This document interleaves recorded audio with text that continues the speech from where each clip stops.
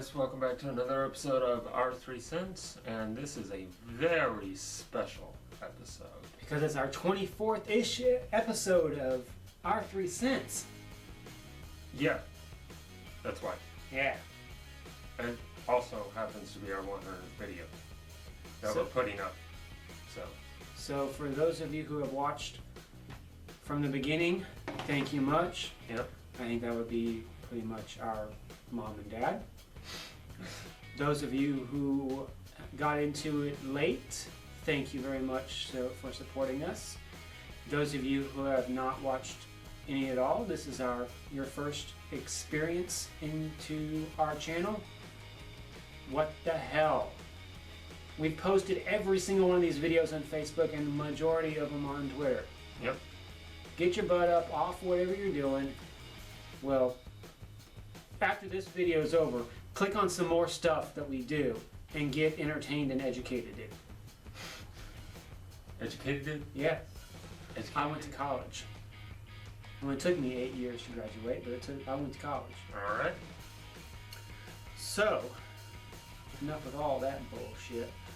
For our very special 100th review, we decided to take a look back at one of, I think, for both of us, one of our favorite movies from childhood. Yes. And don't worry, we'll get back next week or in 2 weeks or whenever it will be with the next Trey Parker and Matt Stone film. But we wanted something special for our centennial. Yep.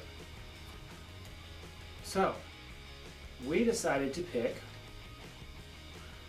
Big Trouble in Little China.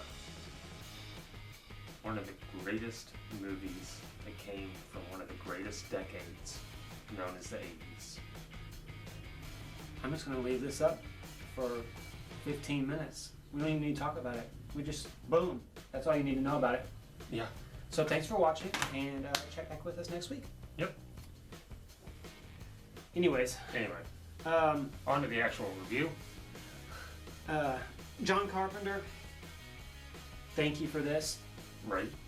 Thank you. John Carpenter, thank you for many things, but especially for this one.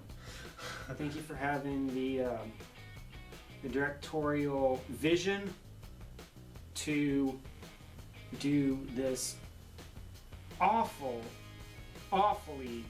awesome movie. And we say it in the way of awfully awesome because the movie is awesome. But it is kind of terrible. Yeah. At the same time. It's cheesy. It's got some decent fight scenes, but even that is reminiscent of 70s kung fu movies. Yes. It seemed to, in a lot of ways, be an homage to that. The dialogue is Bad. It's bad, but at the same time, it's great. It's got some memorable one-liners. Yeah. It's very much a mixture of a typical 80s action movie mixed in with some 70s kung fu type stuff. It's like if Chuck Norris and Bruce Lee had a baby and birthed it out. This is what you got. Mm-hmm. And no, we don't want to put the visual image of Chuck Norris and Bruce Lee having intercourse, but if we put a Bruce Lee movie, because that would be too much power for the universe to contain, and everything would explode. It would. Yes, it would. Anyway. But for what we're saying is you put a Bruce Lee movie in a blender and mix it up with a double shot of Chuck Norris, Mm-hmm. this is what you would get. Yes, very much so. You want to talk about the storyline? Or the cast? Storyline is just too much to even properly do justice without ruining the whole movie. It's just... Let's keep it simple. It's a John Carpenter movie from the 80s, so Kurt Russell has to save the world, and he doesn't want to, but he does anyway. Yeah. Think Escape from New York, but set in San Francisco. and throw some kung fu in there. More specifically, San Francisco Chinatown. Yes. Let's get some. Let's throw. That's the title. Throw in a little mixture of Asian dark magic, 1,000-year-old guy who's been around for like 2,000 years, and some Raiden wannabes. And Yeah. You got this movie pretty much in a nutshell.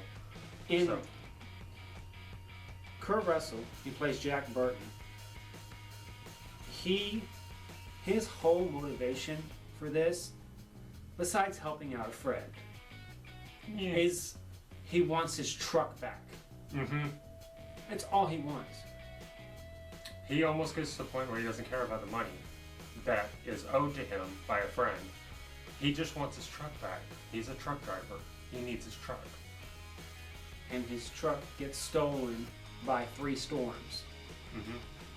who are the Raiden wannabes. Yeah, Well, at least one of them. one is. of them is. Kim Cattrall. Most specifically, Kim Cattrall when she was still hot. Yeah. Not this broken shell of a woman that we have now. Who somehow suffered through 6, 7, 5 seasons of Sex and the City and 2 movies. Yeah. No, you don't get that one. You Yeah. get hot Kim Cattrall. Yes.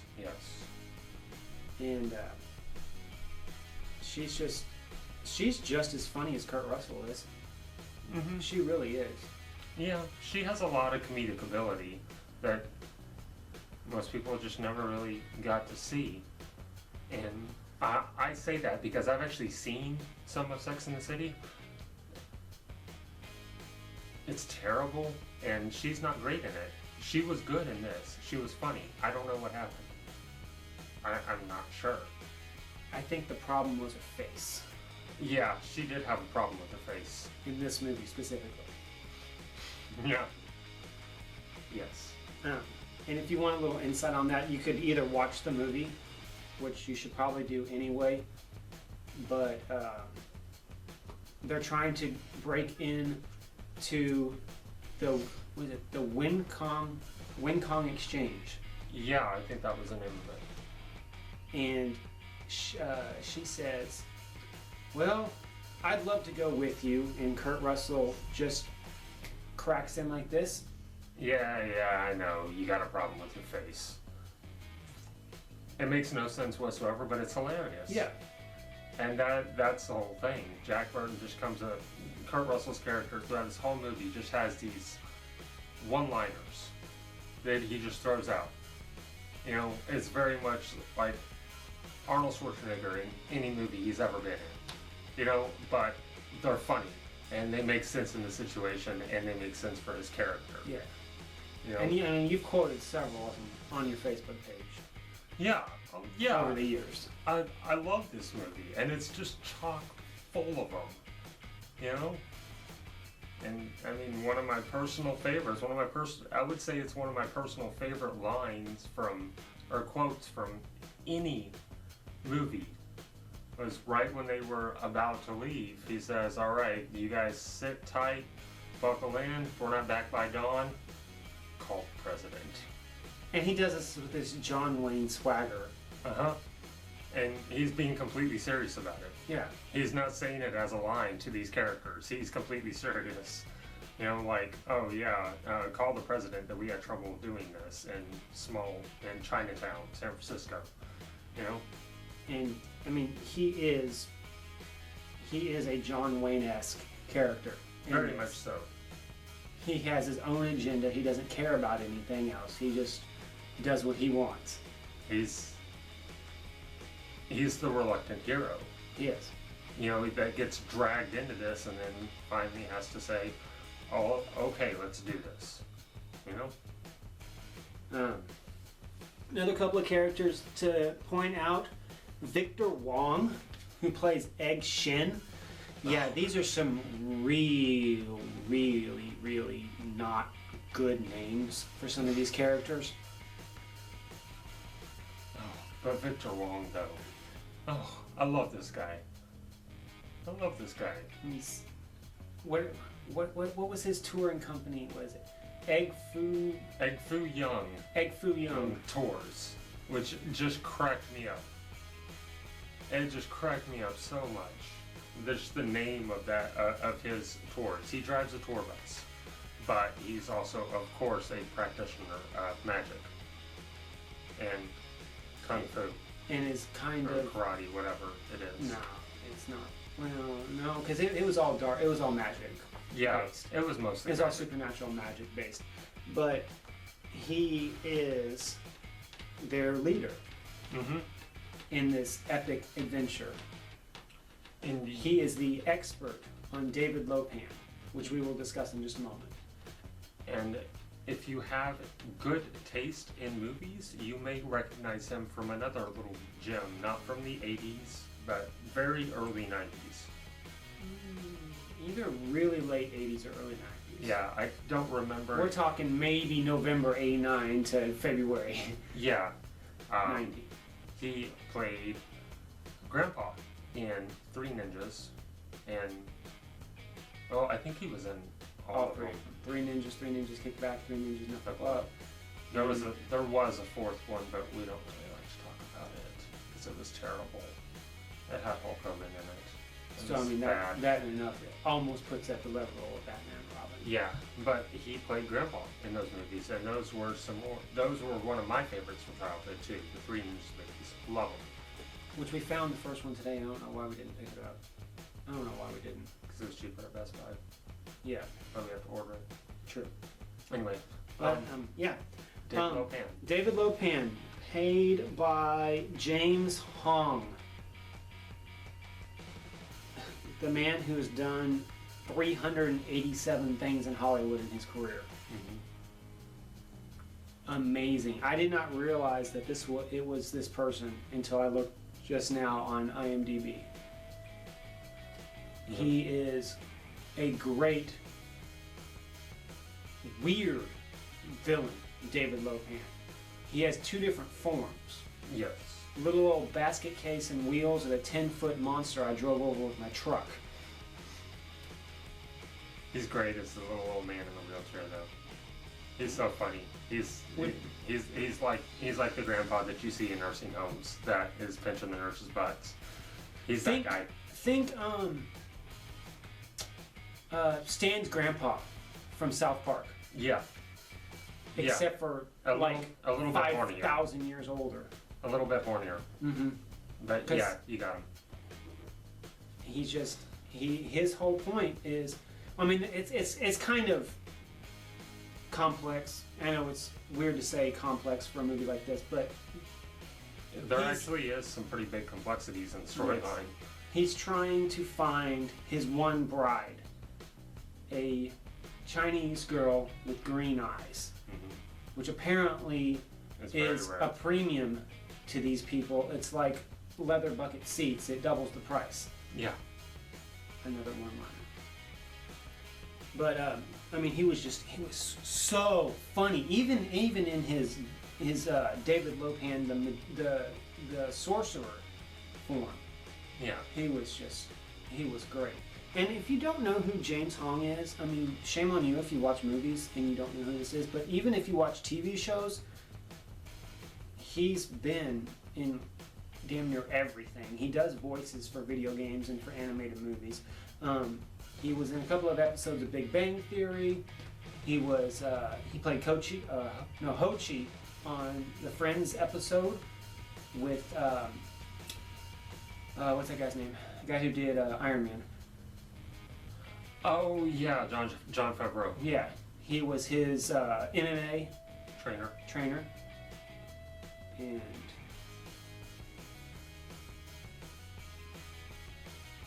He's one of those guys that pops up all over the place, and he's always amazing whatever he's in. there's just so much stuff, but it's a lot of voice work. Yeah. It looks like. Well, he actually did a voice in World of Warcraft: Mist of Pandora. Wow. Well, of A course. couple he of did. episodes of Archer, but I mean, the guy's been around. I mean, he's great. Mhm.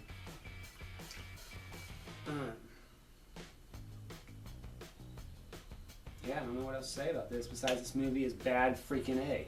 Yeah, it's just a pure, it's just pure awesomeness. That's all it is.